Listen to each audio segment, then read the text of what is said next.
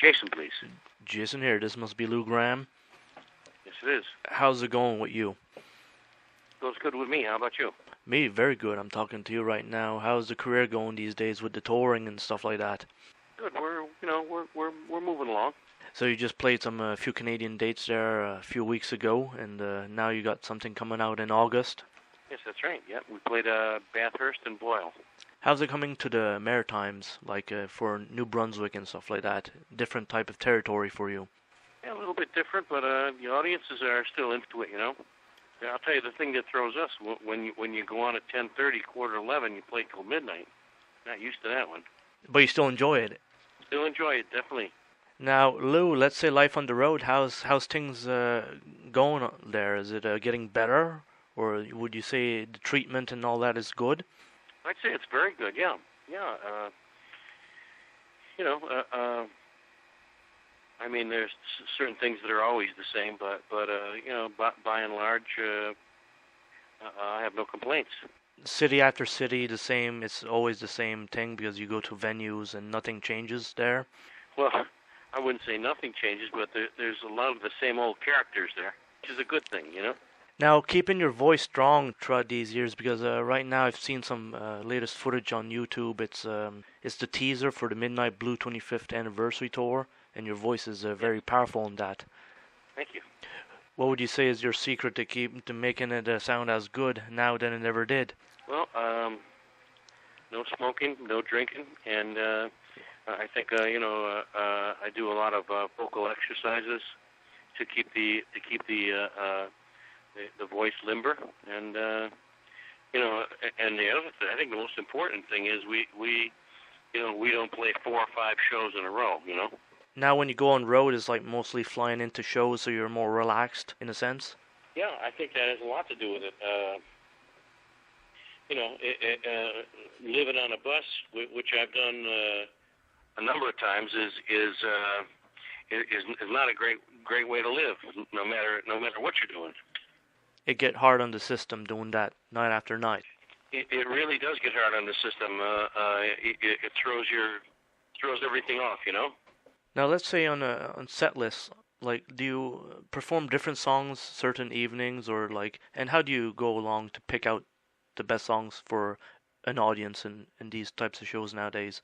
Well, there's probably a basic 12 to 15 songs that we'll be playing every night. Maybe not in the same order, but that we know everyone's going to want to hear.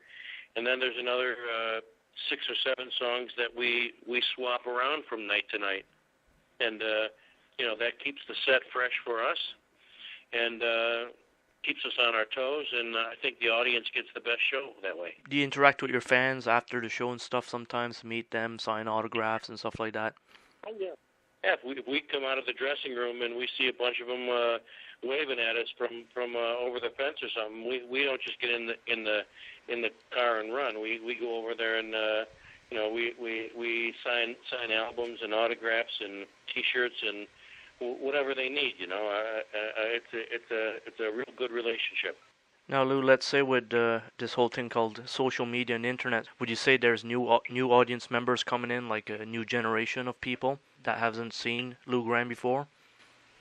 I think there is. I certainly can see it in the audience. I know that that there's a lot of inquisitive potential fans, and I think if they're interested enough in the music, if they see us live, we can win them over. Have you been recording anything new or working on anything new for a new album? Yeah, we're writing. We were writing up until the time this tour started, and when we get a little break in the action, we still get together and plug along. I'm not sure of any release date or anything yet, but maybe by the end of the year there'll be something new. Now, Lou, let's say with recording demos and stuff, do you say it changed a lot in the industry because it's no more tapes, reels, and now it's all digital? And how do you make of that for recording vocals? I have a small studio in downtown Rochester where I live, and I have an old Neve board that somebody threw out to the side of the street. Not really, but I managed to buy one cheap because nobody wanted them anymore because of all the digital stuff that's out now. And we just use that with the digital recording equipment, analog board. I still have a real good Neumann mic. So we try to integrate the technology to get the best out of both. Now you mentioned Neumann microphones. Do you think that's the secret and everything for the best recordings with those mics? Well, I mean, it depends what sound you're after. I've heard vocalists from some of the new bands that you could tell they're using more solid state or just a different kind of microphone that's put together different and altogether sounds different. However, for the music that they're recording, it actually sounds pretty good. But for the music that I record, I want something that sounds real and has a little give and take with it too. Now, the music industry, what's your take on how things are going? Because it's all drifting online and stuff. Like, let's say for your next release, how would it be published? Well, you can see that obviously the big conglomerates have taken a huge hit while they're still somewhat around. They're just shadows of their former self.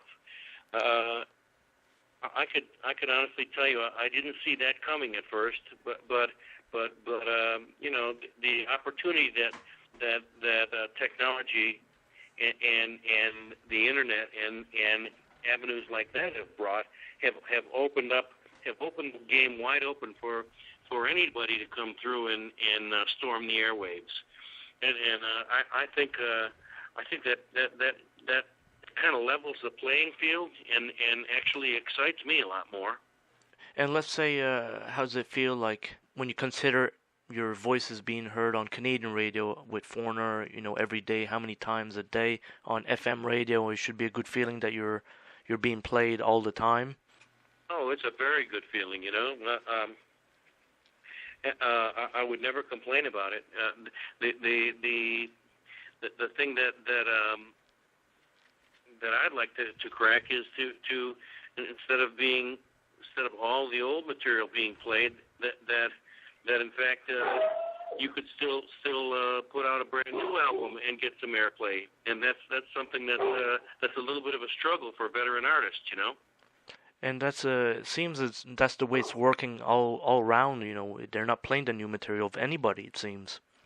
No, that's true. And anybody that was going in the 70s, 80s, 90s, whatever was played during those times could still be played again. But if they tried to release anything new, nobody would be interested. You think that's ever going to change? For at least the FM side of things. I sure wish it would. At least if there was a handful of FM stations that had program directors that weren't dictated to by the corporate powers that own them, and had a more of a freewheeling playlist, I would bet that there's a lot of veteran artists that are still writing and recording really good cuts, and would love them to see the light of day. Well, Lou, that's about all we got in time, and I really appreciate you taking this time to call me. Thank you. Yep, and I enjoyed it a lot too.